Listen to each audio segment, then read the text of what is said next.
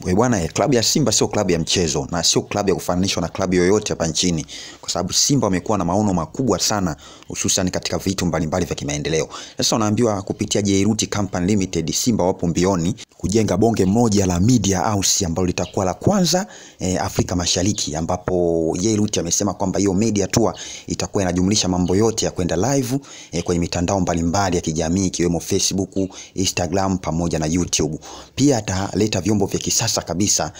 na maanisha kamera zile zenye ubora wa hali ya juu 4K na program zozote zile ambazo zitakuwa zina operate masuala ya TV.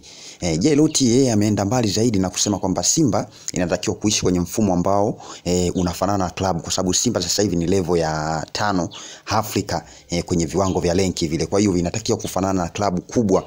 kama Al Ahly, Mamelodi Sundowns ambao wapo huko, kwamba Simba napo watajenga media house nzuri kabisa ambapo itakuwa ya kwanza na ya mfano kuigo katika timu zetu hizi hapa tulizopo hapa Tanzania na Afrika Mashariki kwa ujumla. Unaambiwa kamera zitakazotumika kwenye klabu hii hazijawahi kutumika kwenye klabu yoyote, labda tufananisha labda na Azam TV na sehemu nyingine, lakini hazijawahi kutumika sehemu yoyote. Na pia Jairuti Company Limited amesema ataleta gari fulani hivi ambalo litatumika kwa ajili ya kurusha ile michezo ambayo itakuwa tofauti na